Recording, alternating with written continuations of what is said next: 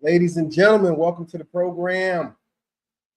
And for the next hour, I will be your humble host, Victor Gwynn. And it is a wonderful day to be involved in sports. It's a wonderful day to basically say, hey, my team doesn't stink right now. With everybody's teams all 0-0 today, except, the teams that we watched on Thursday. The only team that's a loser right now are the Baltimore Ravens. However, with that being said, excuse me, get my camera right there. I am super excited today. Like I said, for the next hour, I'll be your host, Victor Gwynn. Hopefully we'll have T Know-It-All coming in, and maybe we get a caller or two to join the program.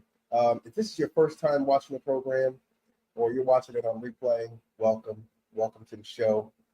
Speak On It Sports.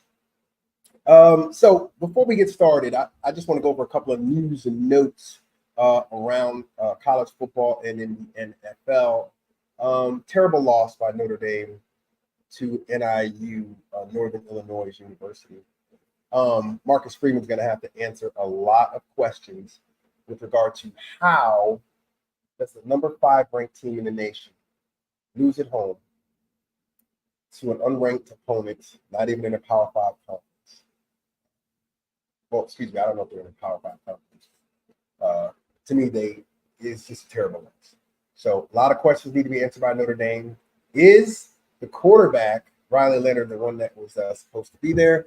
And do we get to see Steve Angelini come in and take over? Because it just doesn't look like Riley Leonard is clicking with that offense. Moving on to NFL news, Dak Prescott has just been paid by the Dallas Cowboys per Ian Rappaport. It is a 4-year, $240 million contract with approximately $231 million guaranteed. Now, that's the richest contract in NFL history, the guaranteed. It goes past Deshaun Watson's previously guaranteed money of $230 million. I mean, I guess they threw in one more million. Wow. Dak is getting paid. So all the Giants fans out there who thought that they were going to get Dak next year, or the Raiders, no. Jerry Jones knew this, and he decided to play bully ball with Dak to make sure, trying to save some money. It's business. I mean, I don't blame him, man. It's business, even though he knew he was going to do that.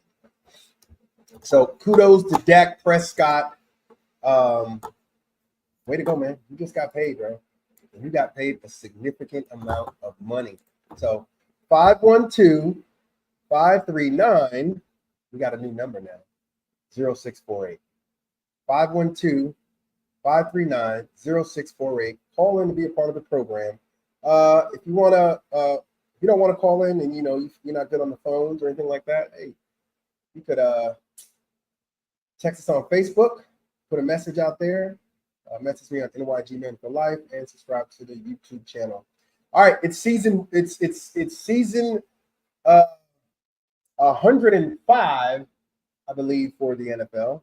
But also it is the official week one of the 2024 NFL season. And I know everybody's team out there is vying for a Super Bowl. We already know the Kansas City Chiefs started off again, the two-time back-to-back, two-time back-to-back winning Super Bowl champions. They did a number on the Baltimore Ravens. I looked at that game. I just thought that something wasn't clicking. A lot of people said there was a lot of calls. I did notice some false starts on the offensive line for the Kansas City Chiefs. Now, there's a new call in the NFL. I guess it's to basically stop offensive linemen for getting a little, head start when they're leaning back. Everybody has to be on the line with those blockers. Those calls, I think they made them to set a precedence for this year as far as how they're going to call those things. And got in the way a little bit, but I think the referees came back with it, and they did great in the end. Kansas City Chiefs are the only team right now. So looking at this week's games, we're going to go for Pittsburgh and Atlanta first. All my Steelers fans out there, I definitely want to hear what you got to say. Call in 512-539-0648 and talk about the starting quarterback right now being Justin Fields for the Pittsburgh Steelers and not Russell Wilson. A lot of people, there's a lot of things going out there. There's conjecture saying that basically they didn't want to go with Russ because they wanted to see what the kid got in Justin Fields, and it'd be easier to go to Russ than to go to the kid, former Chicago Bears quarterback Justin Fields. I don't buy it. I think Russ's body is just a little bit betraying him, man. He's getting older. He's a smart guy, but I just don't think he is a Steeler. He's not that Steeler quarterback. And and I don't think Justin Fields is a Steelers quarterback either. I thought he should have went to Atlanta. However, looking at what these two teams have, I just think that Atlanta is in such a better situation. Atlanta's in such a better place right now. They have a backup quarterback in Penix, who's game, and they also have the always ready to get paid Kirk Cousins to start the season for them. And they got a bevy of weapons out there. Running back Bijan Robinson, tight end, wide receivers, and defensively, Dwayne Jarrett. I mean, there's a lot of things going on that's plus for the Atlanta Falcons. They're playing at home right now. And there's just too much disjoint things going on the Steelers' offense. The defense, mind you, is still good to go. I like the defense, but I just think it's too much for the defense to overcome. Right now, I believe the spread, if you're into that stuff, the spread right now is basically Atlanta. Make sure I get that right.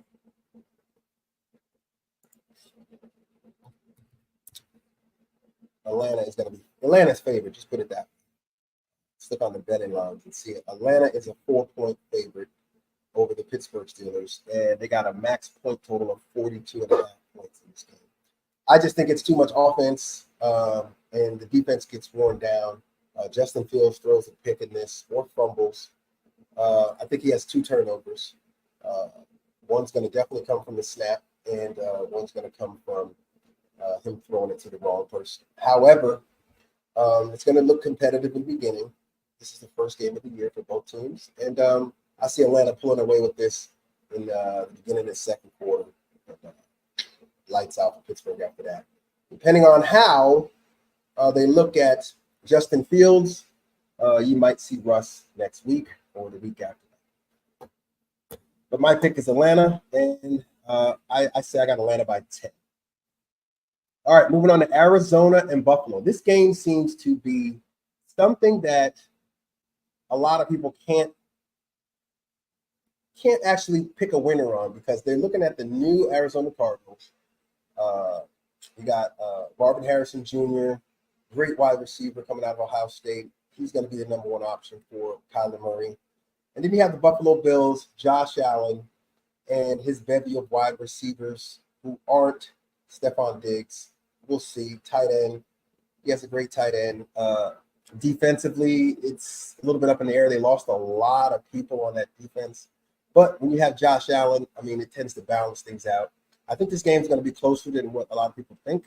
They have Buffalo as a 6-point favorite in this game, and it's at Buffalo. I just think Buffalo wins this game by a field goal, maybe 20-23 or 21-24. I think it's at home. Cook is going to have a very, very good game, in my opinion. Cook's going to catch the ball in the backfield, and he's going to cause problems for that Arizona defense. But Arizona's game, and they give the Buffalo Bills a run for their money in week 1, but I had Buffalo winning by 3 points. All right, moving on to the Tennessee Titans and the Chicago Bears. Before I get to that, I want you to know, call in at the show, 512-539-0648. That is the new number, 512-539-0648. You can be a friend of the program. You can be a friend of the program and just like at Speak on It Sports on Facebook, and you can like NYG Men for Life on X, or formerly known as Twitter, and we can converse. So moving on to Tennessee and Chicago. This game's a bit of another anomaly too. Tennessee comes in with Will Levis, good quarterback, first time starting this year, first time starter, and you're going up against Chicago, who has a first time starter quarterback as well, former USC quarterback. I just think Tennessee's offense is not going to be able to handle Chicago's defense. Chicago's defense is going to be fast. Montez Sweat, all those guys are going to be coming at Levis, and it's going to be up to him to navigate through that treacherous defense of trees that he's got to pass the ball through, and who are coming around the edge right now. So Tennessee does have some they have Tony Pollard. I don't think their wide receiver is going to be playing today. I believe he's out with an injury. And that's probably the reason why I'm going with, not primarily, but however, the reason why. Got their wide receiver out. And Chicago's just full of life right now. There's so much buzz down in Chicago. This game's by 4. Chicago is a 4-point favorite over Tennessee, and they're at home, Soldier Field. I think Chicago wins this game. I don't think Williams has a historic day, but I don't think he throws the ball or gives the ball to the defense today. I think they run the ball pretty well in Chicago and play defense. And this kid's just got to not. I mean, he has to just don't crash the car. Just stay in the lane, put it on autopilot, and you'll be able to get this win. I got them winning by at least. I say they'll cover the spread at 4. Total points are 43.5 game. I think that's very high for this game. New England at Cincinnati. Cincinnati got some trouble. T. Higgins is out. Ja'Marr Chase, he was probable with a rest and an illness. I think he's just still holding in, but he's gonna play today. That was his thing. He was gonna lead this up all the way there. Everybody's getting paid, man. Everybody's getting paid, but this kid. Granted, he has 2 years left on his contract, and I understand. You sign a contract, you gotta fulfill that contract. But he's outplayed this contract by a mile. You know that his quarterback got paid, Joe Burrow. He had some years left on his contract. I'm looking for him to get paid too. Looking at this game, they are a 7.5-point favorite over the New England Patriots. One thing about the Patriots you have to understand is even though they have Jacoby Brissett, older quarterback, Jacoby Brissett is a smart guy. He is a system guy, in my opinion. He comes in, that guy can actually just make your offense better by simply being smart and taking care of the football. But I don't think being smart, taking care of the football, you don't have a litany of wide receivers or not wide receivers, but a litany of, I would say, talented offensive weapons on your squad. And I just don't see them winning this game. Yeah, even though T. Higgins is out, I just think Cincinnati has too much firepower. Joe Burrow's coming back off that injury. Ja'Marr Chase is going to show why he should have got paid before a lot of other people. But they're going to beat the New England Patriots. I think it's going to be a little close. I say they win by like 3, but not 7 points, not 7.5. New England's going to be game for this. They're going to play tough-nosed defense. Is what they do. But I just think in the end, offensively, and the person throwing the ball on the Bengals, Joe Burrow, is just way better than Jacoby Brissett. They pulled this one out. All right. 512-539-0686. Holla at your boy. Let me know what you think about these games coming on today. Your favorite team and why. Keys to victory and points total if you'd like to talk about your squad. Moving on to Houston and Indianapolis. Right now we get to see the second year of the coming of a quarterback in Houston. I mean, a lot of people didn't think that this kid deserved to be drafted that high.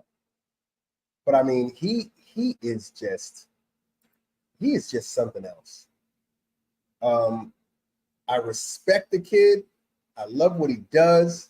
I love his attitude. I love his dog in him. He just is a dog, man. I love that dude. And when you look at the other side, Anthony Richardson, I mean, Anthony Richardson's no slouch either. He's going to be doing his thing. And I just see both of these guys today playing hard. But however, Houston's just got too much. I mean, Houston's got so much. And I just hope this kid doesn't get hurt in this game because he's gonna try to run. He's gonna try to run the ball. Anthony Richardson try to get out of plays, make some big plays. I just think he needs to settle himself down, stay within the offense, and maybe keep this game close. Because if Houston goes in there the way I think they're gonna, if Houston plays the way I think they're gonna play, it is not going to be pretty. It is not going to be pretty. Oh, and right now, Houston is signing quarterback Davis Mills to 1-year extension. All right. CJ Stroud has a capable backup right now. So we'll look at that and see what we see from there. But yeah, that in itself is something that I'm wanting to see. How does this Houston team improve from last year? Because nobody saw Houston as a threat, and now they're known as a threat. So they have Houston by 3, and they have to go to Indianapolis at a total of 48.5 points. I think that's about right. Most of them will be scored by Houston. I think this is going to be like a 31-17 game, and I got Houston winning this game. Wow. Wide receivers. I mean, Stephon Diggs is there. You got Tank Dell coming back. I mean, it is the running game. It's a lot going on for Houston right now. Houston should be excited that they got this quarterback and a brand new head coach, second year, and DeMeco Ryans. But I got Houston 31-17. They're going to win this by like at least 20 points in my opinion. I say 15 points, not 20, 15. Put it down. All right. Jacksonville and Miami. Jacksonville Jaguars and the Miami Dolphins, right? So, I don't know if you heard this news right now, but Ian Rappaport broke it out earlier with regard to one of the Miami players. Tyreek Hill was stopped, a traffic stop right before he got on his way to work. He got into a traffic stop, minor traffic violation from what they say. And apparently he was slammed down to the ground, handcuffed for over like 15 minutes, 5 to 15 minutes. I believe one of his other teammates were there trying to, ease the situation. However, he was on the sidewalk in handcuffs and eventually let go. Does this sound familiar? Sound like Scotty Scheffler thing? I don't know. If it was a minor traffic accident, excuse me, I didn't accident. A minor traffic infraction, and he pulled them over. I understand it. But, I mean, these guys got to get their stuff together. I mean, with better security, leading them into the stadiums and everything like that. Nonetheless, though, he is there and he will be playing. Jalen Waddle, Raheem Mostert. I mean, everybody on that team, man, is just ridiculous. But however, don't sleep on Jacksonville. Okay, Miami's only a 3.5-point favorite at home, and it's going to be above 70 degrees. So you know how they are when above 70 degrees. They ball. This is going to be a close game, and that's why they got it at 3.5 points. I got Miami winning this game, and I think around 3 points. A field goal is when they win because Jacksonville is game. They got a lot of good players, and their quarterback got paid, and it's time to show up. It's time to show up for the kid out of Clemson to actually show that he can lead a team. So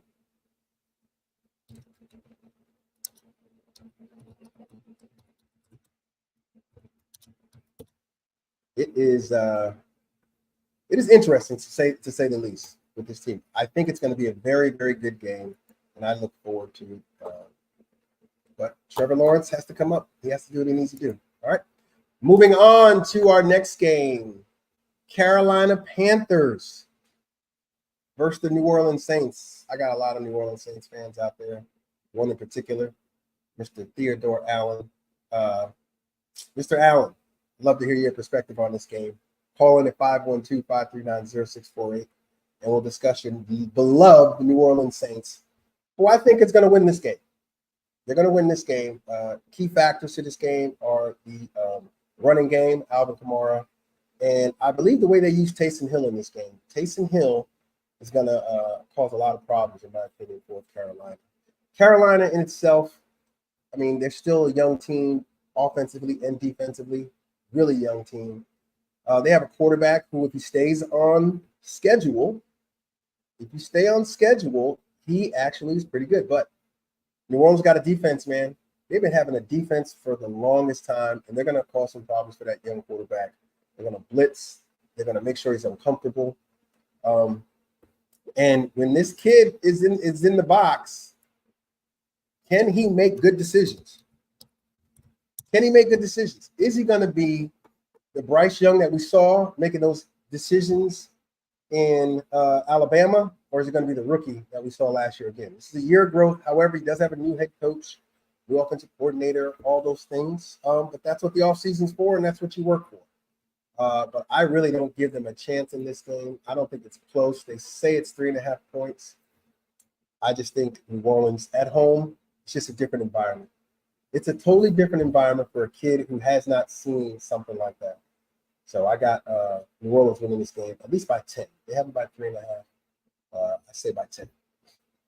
All right, moving on to the Minnesota Vikings and the New York Giants. So Minnesota Vikings at the New York Giants. Minnesota, obviously, they don't have their quarterback, McCarthy. He had an ACL, MCL, one of those CLs, and he's out for the season. In steps Sam Darnold, and this is the crazy thing. Sam Darnold knows MetLife Stadium. He played there for the Jets. He was drafted by them. And he's been around the NFL for a while, and he's not a slouch. Is he a top 10 quarterback? No. 15 through 20? No. 20 through 32? Maybe. I say yes. 20 through 32, yes. He is one of those guys in the NFL. Maybe like 29, something like that. But as you look at what he has around him, oh my goodness. I mean, you got wide receivers, you got Jetta, you got running back Aaron Jones, who was originally with the Green Bay Packers. That guy just never stops, and he's always shifting in the hole. And that Giant defensive line is going to have to, slow them up a little bit so the linebackers who aren't that good can make some tackles in this game. And our secondary, Giants secondary, is very suspect. They had to go back and get an old, not an old, but a recent cast-off from their secondary to possibly start. I don't know if he's going to start today, but we're going to see. Dory Jackson possibly play today for the New York Giants. Haven't even gone to camp with him like that. I think they've had a couple snaps. I don't know if he knows the system, the new system under Mr. Bowden. I don't know if he knows it, but we'll see. But it's going to be one of those games where you're going to be like, okay, the person with the most turnovers in this game is going to be the reason why they lose this game. And if you're wondering about those turnovers, we'll look at Daniel Jones for those to see. I'm kidding. However, the Giants aren't slouches either. They just have to get the ball out quick. Minnesota's front four is no joke. Their linebacking core is game, and the back end of that defense is really good as well. We got Harrison back there, free safety, former Notre Damer, Golden Domer. He is going to be patrolling back there and look at any mistakes that Daniel Jones makes, which hopefully there won't be a lot of. But I'm just looking for those guys on the New York side to have a solid showing. Don't look disjointed. Look like an NFL team. Block for Daniel Jones. We have a new offensive line that I think, haven't even started a lot of games together. So it's going to be interesting. JMC is back. John Michael Smith is back. And he's going to be at center, which brings back a little bit more comfortability to Daniel Jones, and hope that helps. But look at the wide receivers the Giants have. I mean, they have Hyatt. They have Robinson. I mean, you have Neighbors. They got Theo Johnson at tight end. I mean, you got the running back. There's a lot of weapons out here. The Giants just have to utilize it the correct way and to pull out a win. All right, let's see what the spread is. Minnesota is favored by 1 point against the Giants at home. Wow, that's terrible. That's terrible. Hold on. So, this is a tough game. All right, I got this game as 27-21, and I have Minnesota winning this game by 6. 27-21, Minnesota. I just think that Sam Darnold, he knows this field, and I think the Giants are typically awful at home. They don't play a lot at home, and it is something that is just mind-boggling. But we'll see. But I got the Giants losing to the Minnesota Vikings 27-21. All right. Moving on. But before we do, 512-539-0648. Call into the program, be a part of the show. I want to hear what you have to say about your team. And is your team ready to win today? And how happy are you that football is truly back? Truly back. I'm so excited about football. All right, the Las Vegas Raiders at the Los Angeles Chargers. I'm just going to give it to you like this. Gardner Minshew is starting for the Las Vegas Raiders. That's it. Gardner Minshew starting for Las Vegas Raiders. Even though the Chargers lost some of their firepower on offense, I just think that they're changing the dynamic of this team with Jim Harbaugh as the head coach. Just look what he did in Michigan. I mean, how many times did their quarterback pass the ball? And I know they're paying that quarterback an exorbitant amount of money to pass the ball while they're running the ball. That's Jim Harbaugh. I mean, look what he did in San Francisco. How many times did you see Colin Kaepernick pass the ball? Not a lot. Either he was running or the running backs were running. Right? Get some sweeps. Look for them to be creative in ways to get their people the ball without putting the ball in harm's way and running the rock today. Las Vegas, if they don't come out swinging, and not be vanilla, don't be scared. They could give the Chargers a run for their money. However, I don't think it's going to be close. Even though they have Max Crosby on that defense, I just think that he's the only one that's actually going to cause some trouble for the Los Angeles Chargers and Justin Herbert. And I think the Chargers win this game. They're favored by 3 at home, and the total points are 40.5. I think they get over the 40.5 points, and I think the Chargers still win by at least 7 points. Okay, moving on to the Denver Broncos at the Seattle Seahawks. This is interesting to me because Sean Payton is coming back here in the NFL, and he's found his Drew Brees 2.0 in Bo Nix. Bo Nix, and in light of everything, he did play well in the preseason. Looked good in the offense and did a lot of great things. However, those defenses were not playing. They were playing a vanilla defense. They just wanted to see how. It's the preseason. Come on, it's the preseason. We're not going to get crazy over the preseason.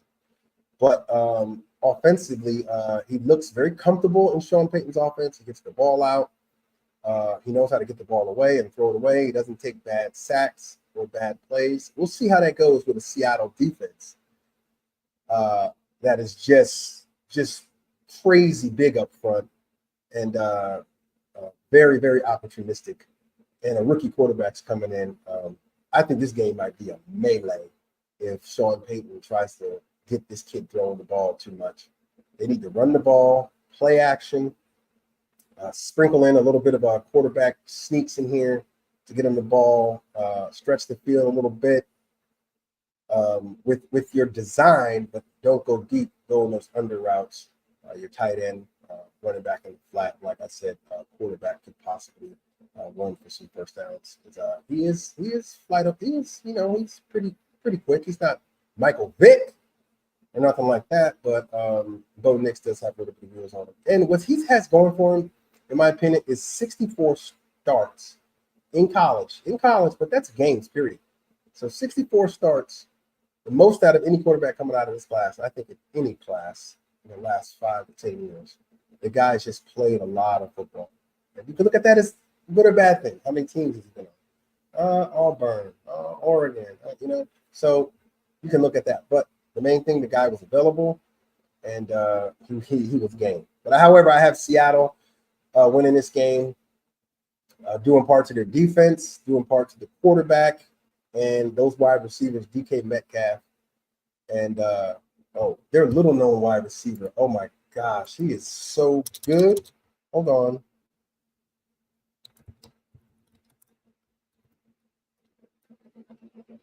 Seattle's wide receiver depth chart. Let me look it up in depth chart. I know I keep forgetting his name all the time. I apologize, but he is. Oh, they got Jackson Smith and Jig, but Tyler Lockett, but he's questionable today.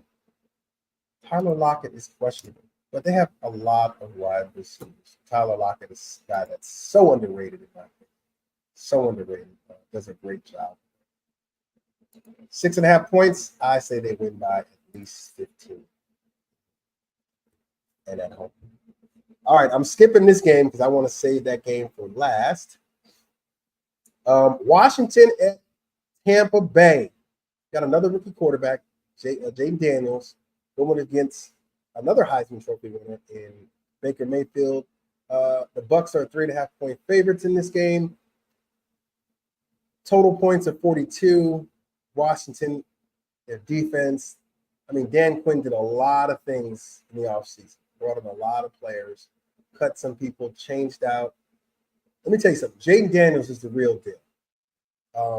I love this kid. I love his demeanor. If you watched Hard Knocks with the Giants, this is before season. I just like his poise. I wish he stayed in the building. I wish we were able to draft him, but we didn't. Washington got a very good quarterback. But that's the thing. Washington, what else do they have around them? They have Scary Terry, and they got some defensive stuff. But I'm looking at what else is around this kid that allows him to be special and to bring those talents out without putting him in harm's way. I know that's a lot. These quarterbacks come in the league with bubble wrap on them. But I think Jayden Daniels is going to be something special in the next 3 years. You're going to be hearing about him in probably MVP stuff because he's just that good in my opinion. I like his game. However, looking at Tampa Bay, they're too stacked of a team defensively, offensively, and not just stacked, but the team has been together for a while. Right? They had a good run in the playoffs last year. I think they ended up winning that division, but it just seemed. Look that up.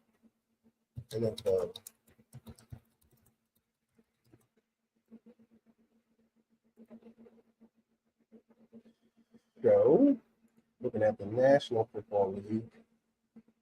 So they did. They won the NFC South last year, 9-5. 8th. The Saints came in second with that. But it's just the team is just, in my opinion, it's just a veteran team. A veteran team going up against a team that doesn't know much and the importance of what game one is in the NFL and how to set that tone. And I just got I got Tampa Bay winning. The point total is 3.5, but I got Tampa winning by at least 15 in this game, or 12, 12 in this game. And it's going to be a good game. Okay. 512-539-0686 is the program.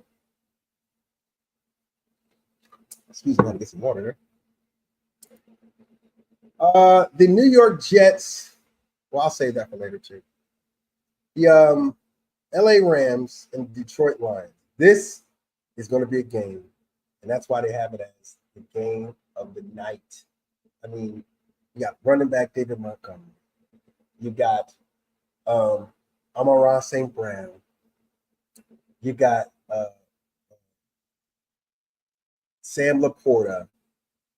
Got the running back, Gibbs. I mean, you got Jason Wood. That offense is stacked. And Jared Goff, who rejuvenated his career after being traded or cut, whatever you want to do, from the team he's playing tonight, the LA Rams.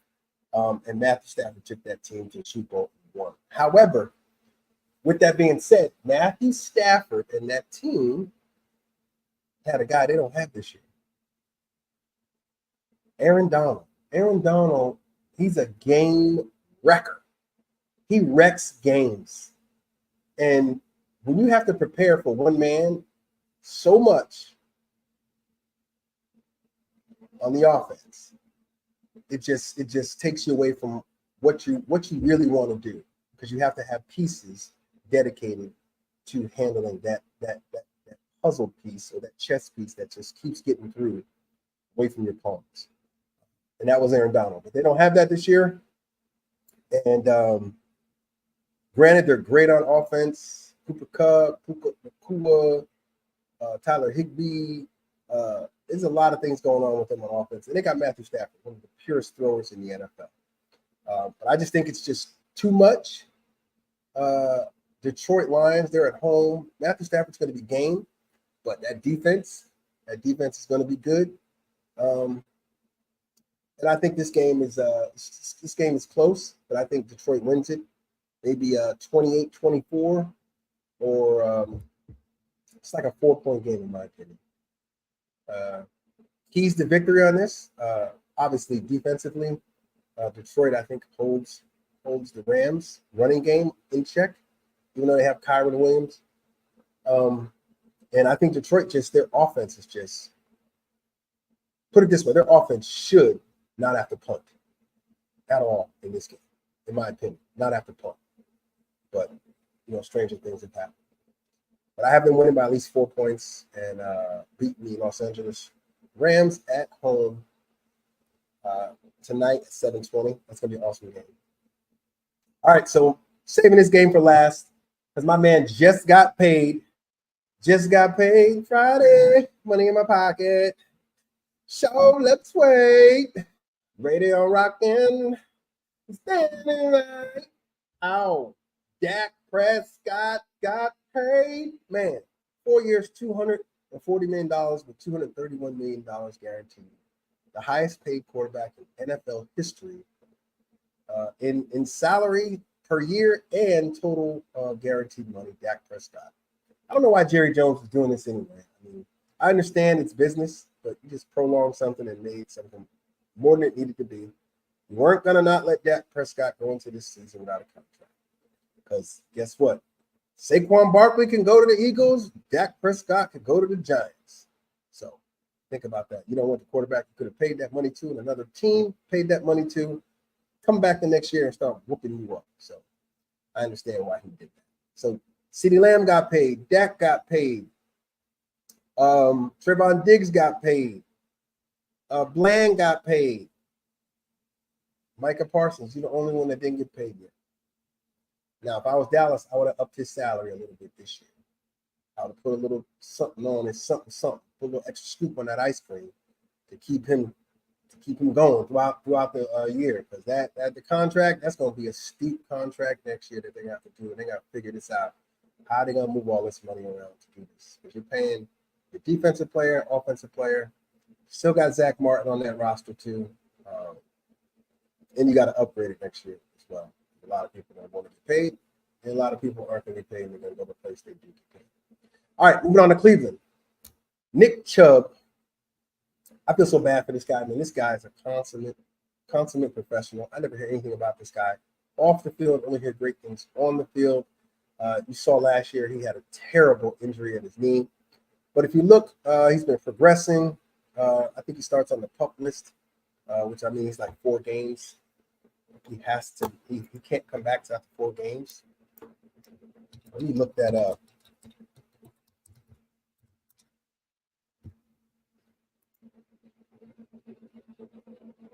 So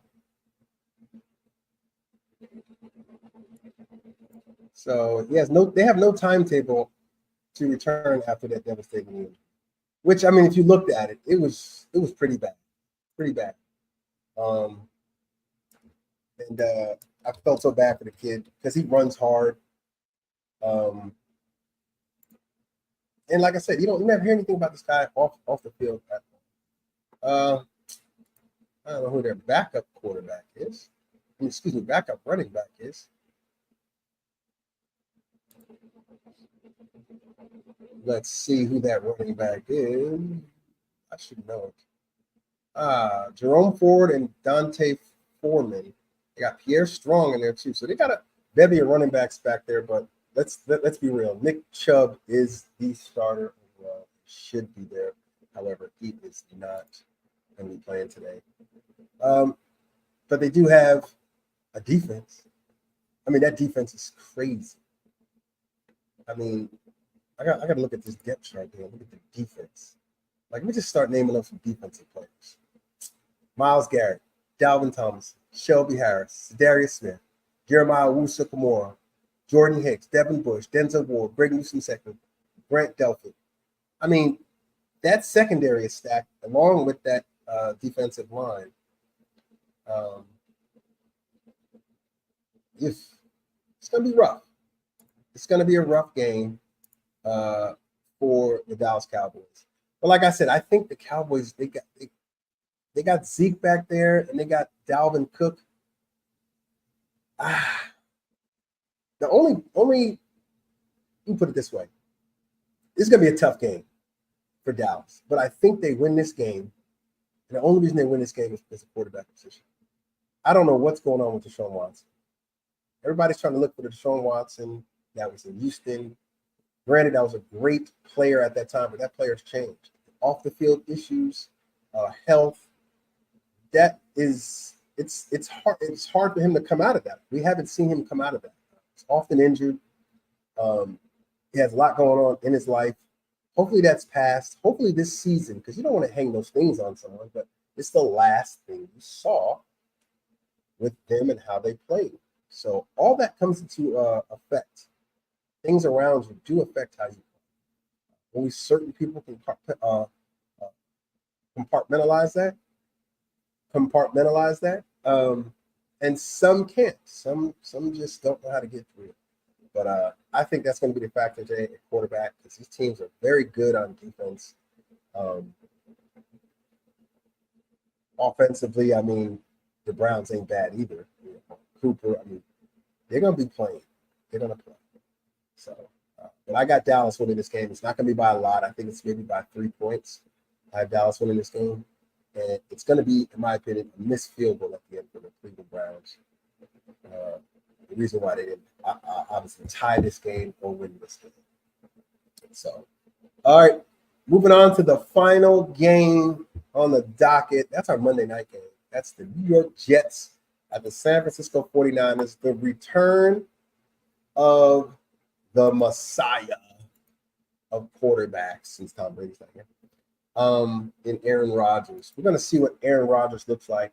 We saw Aaron Rodgers for 4 plays last year. And it looked good first 3 plays. On the 4th play, it was just not good. But we're going to see. We are going to see what's going to happen today. On Monday night with the Jets. I mean, you got Sauce Gardner, you got Garrett Wilson.